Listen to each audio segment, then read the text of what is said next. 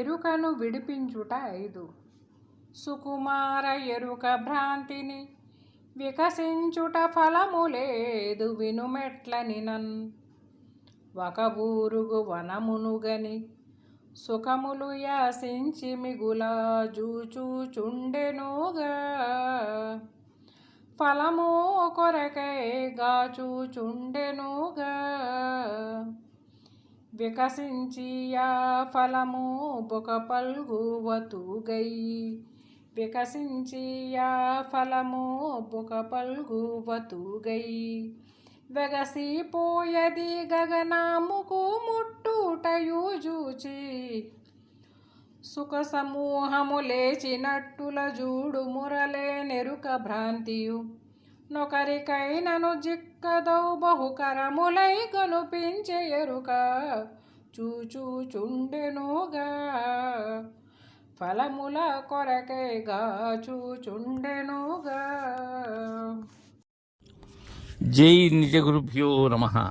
నిజానంద పోరోజు వీరయాచారి విరచిత శుద్ధ నిర్గుణ పరతత్వ బోధామృత కందార్థములలో ఎరుకను విడిపించుటలో 5వ కందార్థం.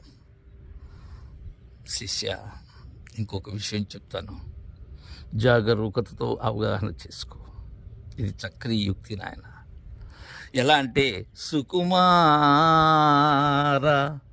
ఎరుక భ్రాంతిని వికసించుట ఫలము లేదు వినుమెట్లని నన్. కుమార, సుకుమార అంటున్నారు. సుకుమారత్వము ఎప్పుడు వస్తుందంటే, శిష్యునకు తనలో ఉన్న దురుసు గుణములు ఏవైతే ఉన్నవో అవి గురు దయతో పరిసమాప్తమైనప్పుడు ఏమీ లేని వారు సుకుమారులు.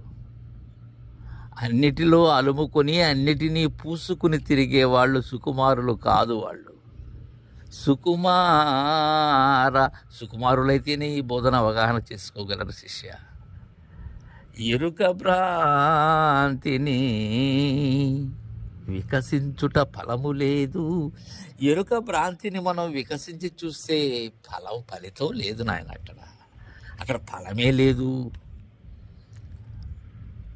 అందుకే మేడిపండును విచ్చరాదు అంటారు. ఈ ఎరుకను విచ్చరాదు అంటారు పెద్దలు. విచ్చరాదు అంటారు. ఫలితం లేదు దానివల్ల. ఎలానో చెప్తాను నాయన. ఒక బూరుగా వనమునుగని సుఖములు యాసించి మిగులా చూచుచుండెనుగా ఫలము కొరకై గాచుచుండెనుగా. ఒక బూరుగా వనం మనకు తెలుసు. విద్యుత్కి కారణమైనటువంటి బూరుగా వృక్షాలు అది బాగా వనంగా ఉన్నది. ఎందుకంటే వాటిలో కూడా పత్రహరితం అది ఉంటుంది కాబట్టి చాలా ఆకుపచ్చ వర్ణంలో ఉంటాయి. ఆ ఆకులు నిటారుగా పైకి పెరిగి ఉంటుంది ఆ బూరుగ వృక్షం. అలాంటి వనం దాన్ని కానీ, ఎందుకంటే వృక్షములు అంటే ముఖ్యంగా చిలుకలకు ఆహారం ఫలాలు.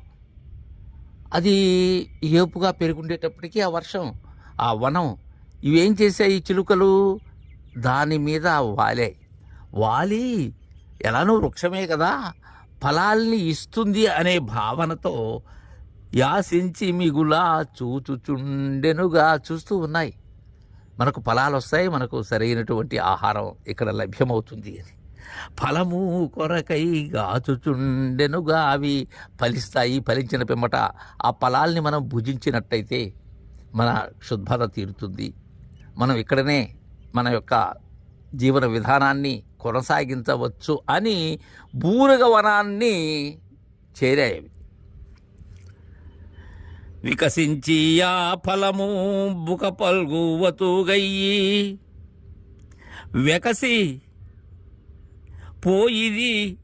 వెకసిపోయది గగనముకు ముట్టుటయు జూచి.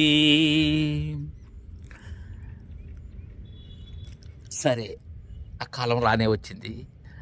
ఆ ఫలం వికసించింది. అయితే బూరుగ ఫలం వికసిస్తే ఏముంటుంది? లోపల గింజలు దూది తప్ప ఇంక ఏమీ ఉండదు. దాంట్లో ఫలం లేదు. ఫలించేటువంటి లక్షణం దానికి లేదు. ఫలిస్తుంది. ఏం ఫలిస్తుంది? గాలికి పోయేటువంటి దూది, ఆ దూది. అందుకే ఆ ఫలము బుకవల్గు గతుగయ్యి అంటే అది గాలికి ఎగిరిపోయింది, అది వెకసిపోయేది గగనాముకు. అది ఆ శూన్యమైనటువంటిది ఏదైతే ఉన్నదో ఆ దాంట్లో శూన్యంలోకి అది కూడా గాలితో పాటుగా ప్రయాణిస్తూ వెళ్ళిపోతూ ఉంది. ఆ విధముగా పోయేటువంటి ఆ ముట్టుటయు చూచి సుఖ సమూహము లేచినట్టుల చూడు మురలేరెరుక భ్రాంతియు ఒకరికైనను జక్కదవు బహుకరములై కనిపించే ఎరుక. ఇది ఒకరికి కూడా చిక్కదు, ఒకరికైనను చిక్కదవు బహుకరములై కనిపించు ఎరుక. బహు విధానములుగా ఇది భ్రాంతి చెందిస్తూ ఉన్నది, అనేకములుగా. అయితే అనేకమాది ఏకమే, కానీ అనేకముగా భ్రాంతి చెందించేటువంటి లక్షణం దానికి ఉన్నది శిష్య. ఎప్పుడైతే ఆ ఫలం వల్ల ఉపయోగం లేదనుకున్నటువంటి చిలుకలు లేచిపోయినట్లుగా చూడుముర లేనెరుక భ్రాంతియు. ఈ భ్రాంతి చూసినట్లయితే నీవు నమ్మినటువంటి ఎరుక ఎలాంటిదంటే బూరుగా ఫలాన్ని ఆశించినటువంటి చిలుక చందం నాయన. అలానే మనం కూడా కొన్ని ఆశలు పెట్టుకుంటాం. ఆ ఆశలు బురుగును ఆశించినటువంటి చిలుక ఆశలు అవుతాయి. ఒక్కరికి కూడా దక్కదు, అది ఒక్కరికి కూడా చిక్కదు అంటున్నారు నిజానంద పోలోజు వీరయాచార్యులు. దాని విధానంగానే ఈ ఎరుక అనే దాన్ని నమ్మినట్లయితే ఎలాంటిదే దీని యొక్క చేష్ట అనేటువంటి విధానాన్ని తెలియజేశారు. అలా ఎరుకను అది లేనిదని తెలుసుకోవటమే ఎరుకను విడవటం. అది ప్రత్యేకంగా విడిచేది కాదు. ఎరుక లేదు, మూలము లేని గుర్తిరిగే శరీరము ఏ కాలమందునా ఏమీ లేదు అనేటువంటి గురువాక్యాన్ని దృఢత చేసుకోవటమే ఎరుక విడచి సేవించేటువంటి విధానం అని తెలియజేశారు. తర్వాయి కందార్థం రేపు ముచ్చరించుకుందాం. జై గురుదేవా.